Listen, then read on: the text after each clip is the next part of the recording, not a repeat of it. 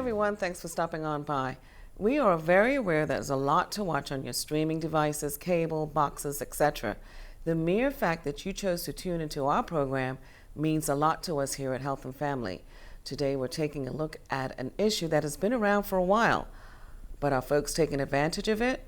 We will soon find out with our guest, who is no stranger to Health and Family, Mrs. Latisha Lister-Burgess. She is the Executive Director of the Employee Assistance Program, better known as EAP.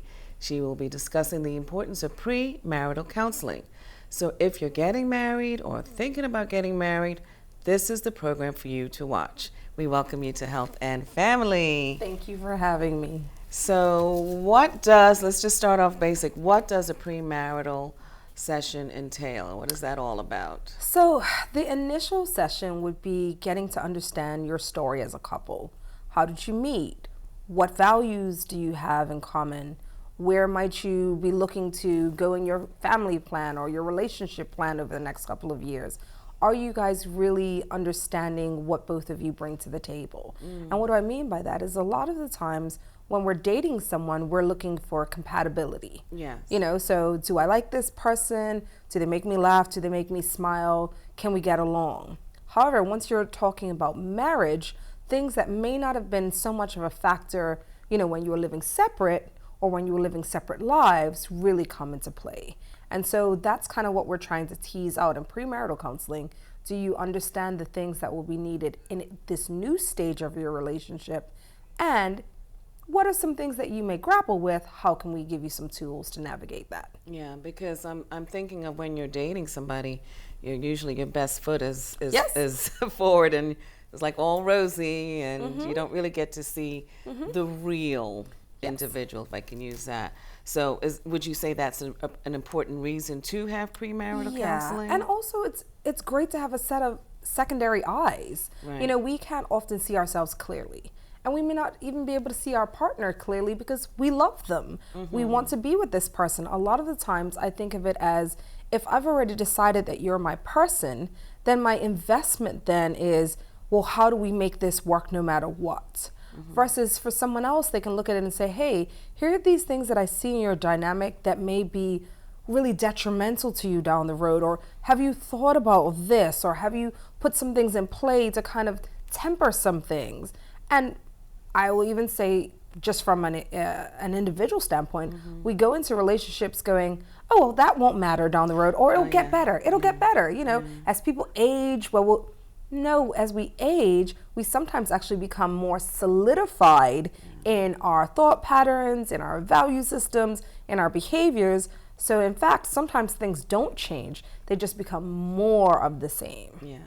So, i.e., an example, if you do have an anger issue, and you're saying to yourself, he'll get over it, or she'll get over it, chances are that's not going true. To happen. And in fact, as you said before, in the dating realm, we want to show the best versions of us. Of course. And so my thing is, if something is a small concern when you're dating, chances are it won't dissipate. In fact, it will become a larger concern once people feel that they don't have to put that public mask back on. You know, we get to see each other in the real and the raw. Well, this is what this means for this dynamic. And so I often say, if something is a small worry, then it's not to say we throw people away when there's an issue, because we all have our dynamics that we bring to the table. Right. But we have to understand what we can do to buffer that and to work with each other so that it doesn't become something that overtakes the relationship. Okay, that makes sense. So couples are getting married. What is some of the more frequent issues that couples are facing? I know one definitely has to be finance, I'm thinking. So the top issues that actually impact couples' dynamics in a negative way without support: finances, I figured that. religion, sexual compatibility, right, and family dynamics. Right, and that would be like the blended family syndrome, or no? All of it. So a lot of us are getting married later. So later, right. aging parents. Have we talked about whose parents may be moving in? Have we talked about, are we going to actually, have your parents move in, my parents move in, both parents move in? Actually, no one's parents moving in, but we got to think about long-term, where they're going to go. Right. Have we talked about parenting? If, your family, for example, said, kids can stay up whenever, they will self-regulate and go to sleep whenever they want. And your family was like, nope, we need standards and rigid boundaries, and they go to sleep at 8 o'clock. But when we're talking about our kids will have, good sleep schedules, we're not even using the same language, because we often assume that whatever our family did, that's what everyone else's family did. And so when we talk about family dynamics, it isn't just the parenting piece, because people think it's that. It's really the multi-generational piece. Right. So those are the big things, and finances. Yeah. You brought up, we talked about the parental piece, because I do want to stick with that, because as you said, a lot of people are older now, and 9 times out of 10, they've usually had a family of their own, and so you're going to bring a family together, your children and his children, or vice versa. What are some things that the couple should look out for, or avoid, or deal with? So whenever you're coming together in a blended family situation, it's really important to be slow about that. Are we making sure that we as a couple are really clear on what our parenting roles are going to look like? Am I going to have an issue where, your children I parent one way, my children I parent one way? Have we decided what that looks like? What will be the expectation on what people will call us? What are going to be the parenting rules? What are going to be the boundaries? What happens if the children try to play us off of each other? What happens if the children don't get along? All of those things are conversations that are helpful to have before everyone all ends up in one house together. And then people go, well, I just thought we'd all be happy. And I'm like, that's wonderful, but happiness takes work. It really and does. Happiness takes planning. Right. And so when you're talking especially about a blended family, it's really critical that everyone is clear on what the steps are in order to actually integrate both households into one household. And there will be teething pains. Of course. But it really comes down to communication. Right. And so you kind of alluded to this earlier. You were saying that if a couple does go for counseling, and they just all of a sudden go at each other's throats, you actually like to see that. Not that you want to get into their business, but as to how they're going to resolve it, I'm thinking? Yes. So a lot of times people think when they come in for premarital counseling, just like the dating part, they have to give us the best version of them. Right. And so people will sometimes get into a mild disagreement, and they'll be like, oh, I'm so sorry. I didn't mean to do that. We're not like this all the time. And I'm like, well, to be honest, if we don't understand what your conflict styles are, what your communication is around disagreements and things you don't see eye to eye on, we can't give you support around that. We can't give you tools.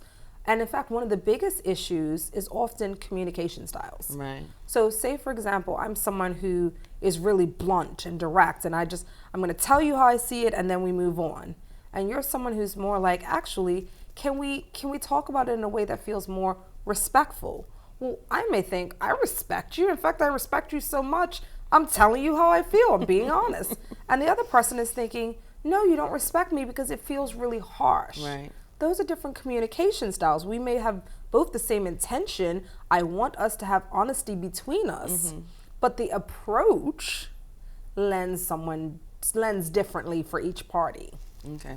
So another popular question is, so people go in with the idea that they may just need 5 sessions, or so what is an ideal number, or is there an ideal number of sessions? There isn't necessarily an ideal, but I often say, 1, don't come at the last minute, but also think about it as an investment. What do you mean by that? Don't come. So we've had couples come and say, hey, I'm getting married in 3 weeks. Oh, yeah, that's too Can we soon. have like a session or 2 to make sure we're all good? No. And I'm like, what are we gonna do with 3 weeks?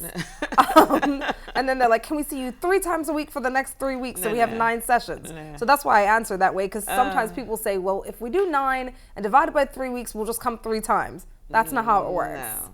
But on the other hand, I think it's really critical to think about it as, what investment do we want to make? So for example, if you've met, I'm thinking back when I got married, I met with my florist at least 3 times. The first time to discuss budget, and then she was like, okay, well, these kind of flowers might work with your color scheme. Right. So if you're gonna meet 3 times about just your flowers, and your wedding is a day, how many times are you prepared to come to talk about the marriage, Okay. which is so much longer Right. than the wedding? Okay, and that brings up an interesting point.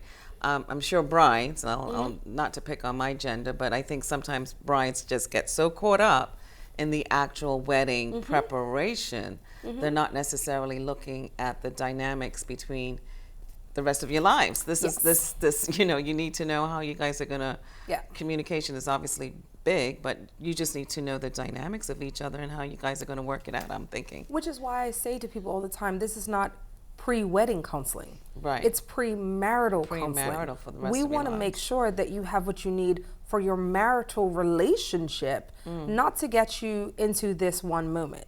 And in fact, the interesting thing about that is we've even had couples who have come in and, done work with us and said, you know what, actually, based on what we've done so far, I think we're going to push the wedding back because we still need some things sorted out Right. so that we're ready for the marriage. And so while we don't necessarily advise people what to do with their weddings and, that kind of stuff, Right. I think that's always interesting to see in the work because that means they've recognized something about their dynamic that feels unfinished or not strengthened enough yet. No, that makes sense because like I said, I can see a bride, and I'm not picking on females, but I just I've see seen females. just as many men actually really? get Just really it's caught up in the- I always say there's something about the dynamics of a wedding that really sometimes turns us into a very interesting version of ourselves. Because for many people, it's their special day. You hear that all the time. Right, It's my yes. special It's my day. big day, It's my yes. big day. It's all about me. And so my reminder then is, if we spend all the time concentrating on the day and we're not actually ready for the marriage, that's often why so many couples may struggle that very first year. Yeah, I'm thinking. Because everything was geared towards budget and flowers and guest lists and all those kind of things. But that's for a moment. All right. So we're definitely coming back because Okay. there's a lot to talk about. We're going to take a quick break. We'll be right back. If you're just joining us, Mrs. Latisha Lister-Burgess is our guest today, and our topic today is the importance of premarital counseling. Prior to the break, we made the point of how important communication is, and that's a biggie. We'll be right back.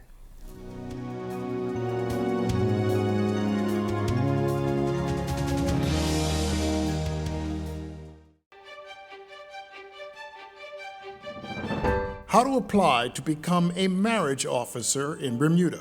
Religious marriage ceremonies may only be performed by marriage officers who are registered with the Registry General. If you want to be a marriage officer, you have to be an ordained minister of religion. In general, ministers of the Christian, Jewish, Baha'i, or Muslim faiths may apply for a marriage officer license.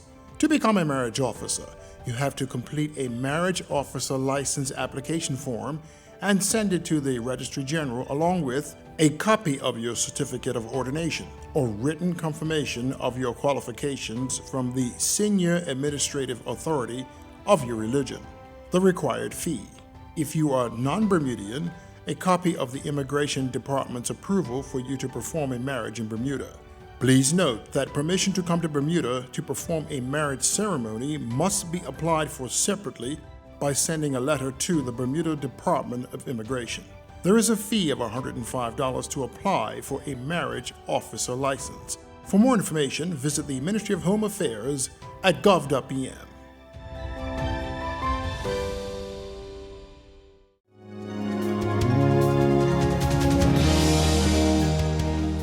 Hi, everyone. Thanks again for coming on back. We are talking premarital counseling. It's very important to do, you think? Let's find out some more from Mrs. Lister-Burgess. She is our guest. She's actually the director of the EAP, and we're really happy that you made it to talk to us about that. Now, we've been talking about counseling, and we're talking about the couples picking a counselor. What does that entail? What does that look like? So there are many ways you can approach it. I've seen people do it from, say, a religious standpoint. There are some churches that in order for their pastor to marry you, then you have to do premarital counseling with their pastor. Okay. There are some situations where people who, said, hey, this person who I know, we did it online and it worked out, so let's do it that way. Okay. Personally, I recommend going to someone who has experience in couples dynamics. Right. Because that's very different. It is. And so one of the things that I have found is we don't actually have a lot of family therapists on Island. Mm-hmm. We actually have less than 10. Oh, wow. So it's interesting. Myself, I have a master's in family therapy, and so there was specific training around couples and systems theory and how they think about things. So if you're someone right now thinking, I would like to talk to someone about, getting us ready. If you want to go to your pastor, that's completely fine. But if you're looking for someone in private practice, it would be good to kind of find out what their qualifications are. Not just are they a therapist, but do they actually have couples experience? Because that's a whole different thing. Yeah. And so a lot of people do go to their pastors. They feel comfortable with their pastor. I did it myself. Yeah. And it can be very helpful. I always say it depends on where your relationship is and what you're looking for. So for example, if you're a couple where there aren't any really big conflict things that you need to work through or really big communication things that you need to work through, and you're looking for someone to help align your value systems. For example, I'll use myself as an example. My husband definitely came from a more flexible family around certain rules when it came to children. I grew up more of a regimented kind of way. And so both of us had our ways of looking at what future child rearing would be. Right. And so I remember at the time our pastor saying to us, okay, so when you think about having kids, what is the thing that you assume will just be a basic in your household? What's the thing you think right now that your husband thinks the same way you do about? And so I was like, well, of course, everyone thinks X. And he was like, well, of course, everyone thinks X. And we both looked at each other and realized our X's didn't actually match each other. And so those are the things to talk about. Right. And so I think couples counseling is amazing as long as your person that you're going to is preparing you for the things that may become roadblocks. All right. So quick question. As far as so you've decided that you're going for couple counseling, and this is person A, this is person B, first 2-3 sessions, everything's great. And so the counselor is noting, I don't know, she may be saying to herself, I don't think this couple's going to make it. Would she say it to them or? Not always as bluntly as that, but even I can say I've been doing premarital counseling for a while now. And there have definitely been some couples that inwardly I thought, if they don't work through this kind of issue, that is definitely going to be the thing that comes up again and again and again. And I've seen situations where someone came for premarital counseling, I've made recommendations, I've put things in place, I've talked to them about tools. People said, I just need to get to the wedding, I don't have time for that issue. We're getting married in 2 more weeks anyway, it is what it is, we'll sort that out. And then they'll pop back up a year later, and the thing they're fussing and fighting about then is the thing we were talking about in premarital counseling. Right. And so I always want to bridge that with, at the end of the day, feel free to come back and do that work afterwards as well to strengthen. That's a good suggestion. To strengthen and encourage. Yeah. But we definitely sometimes have been able to give people feedback of, with what's happening right now, with where you are right now, would you feel that you were in the best place to say, actually, I'm comfortable getting married tomorrow? And if your answer is yes, then that's fine. And even if your answer is no, or I think differently, I'm not the one who's getting married with you. True, so I always say the real power lies within the couple to know where they're at. But the importance is that self-awareness piece and that honesty piece. All right, it is the 21st century, and a lot of folks are actually living together first prior to getting married. What is your view on that? I am neither for nor against. I in fact, even though this is premarital counseling, I'll flip it back. We also do just relationship counseling. Because some couples, for example, don't believe in marriage and, may be together for 30, 40 years and never get married. So relationship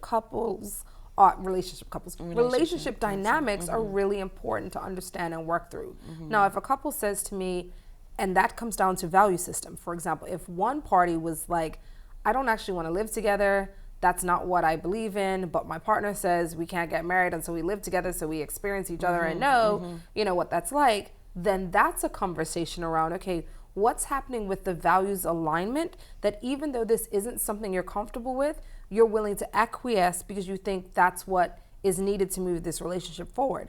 Because the concern is, as life unfolds, there are always going to be things that you guys don't have values alignment around. And so does it mean that down the road, you are expected to always give in so that this person feels more comfortable? Yeah, I've seen that happen actually, where there's always one that just says, yeah, all right, yeah, and just move on. And so that's a larger issue. So for me, it's not whether you live together or not. I've seen some couples where they're like, we've never lived together until the day we moved in, and we prepare for that differently. Right. We talk about, okay, the shock of absorbing two lives and two ways of living into each other. You know, it's great to be able to date someone and then think, okay, you know what? They really upset me, but I'm leaving. I'm going home now. I'll lay down in my own bed. I'll call them whenever.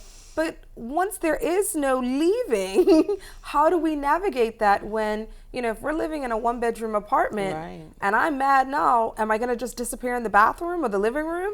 You know, so talking those things through. On the other hand, just because people live together before they get married doesn't actually mean that they are living together the way they would after they were married. So I talk a lot about that. We have these invisible expectations around gender roles and what marriage looks like. Right. And so I've often seen people struggle because they said, well, when we were living together, you know, I'd go out and do things and, you know, hang out with my buddies, or I'd go out to brunch, and you didn't say anything. But all of a sudden, now that we're married, I'm doing this exact same behavior. You're like, that's not what a wife does. That's not what a husband does. That too, yeah. So it's interesting to see how, as a culture, we have these expectations on what a wife is, what a husband is. Right. And so even if we were living together, those rules aren't the same for us. Right. And so that's part of the conversation. Hey, I know you guys are living together now. What will that look like? Is there anything in your head that changes once these rings come on? Or is it, I expect that we will live together just the way we are right now? And so that's important to talk about, because if one person is thinking, oh no, I allow this now, but not once we're married, that needs to come to the table, because otherwise someone is going to get a rude awakening and then be like, well, my mother didn't do that, or my father didn't do that. We all carry our expectations. All right. Yeah, that makes sense. I see all that you're saying. I visualize it. So people are waiting a lot longer to get married. I mean, in the days gone by, it used to be teens, early 20s, 25. Yep. Now people 40s, 50s, 60s. What's your opinion on that? Does that make a difference?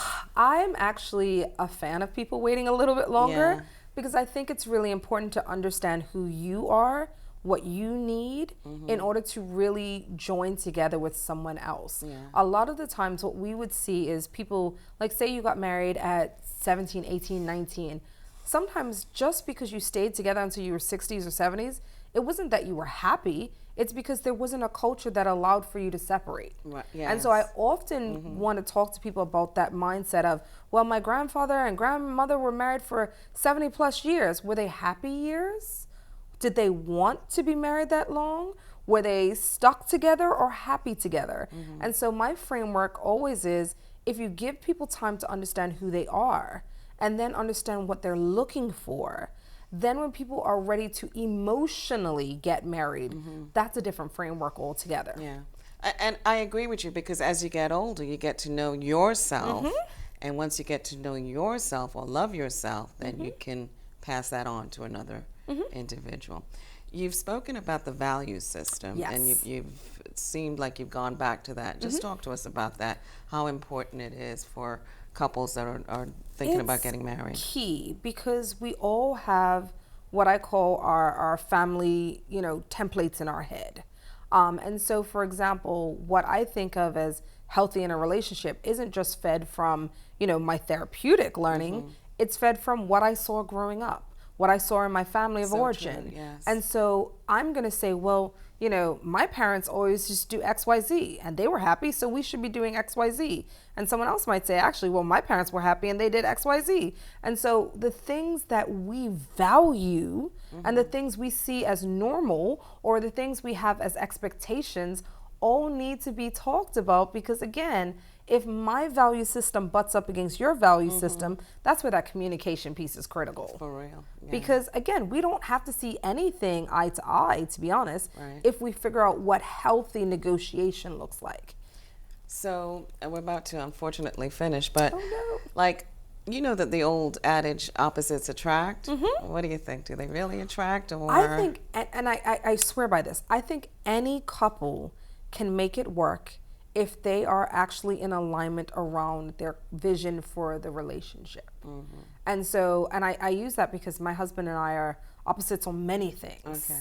But one of the things we are always aligned on is our vision for the relationship is something that is healthy for us, healthy for people around us, and healthy for the family that's coming from us.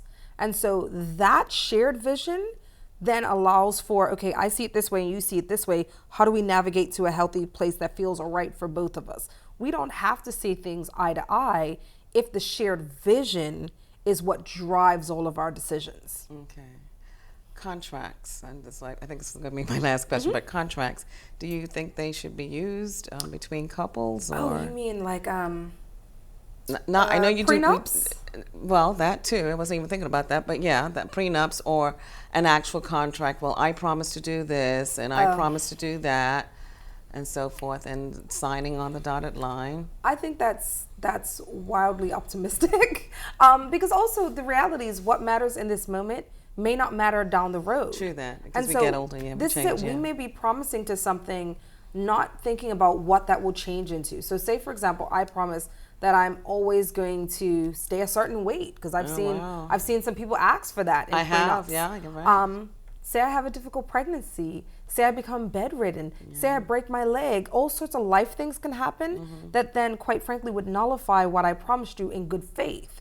You know, so if you say to me, actually, I promise that, you know, I will always bring in this kind of income into our family. Can't promise that. Redundancy, you know, you could be laid off. You could. Can't promise that. So I think that's wildly optimistic, but it's really more around, are we committed to a shared vision? All right, good interview. You're welcome. All righty, thank you so much for joining us, and it is time to conclude our program. I hope we were able to shed some light on why getting premarital counseling is so important. If you decide to participate in these sessions, you can go with EAP, and there is no fee, but well worth the time that could guide you in the right direction as one decides to take on a mate. On behalf of Health and Family, I'm Shay Burgess. Thanks for joining us.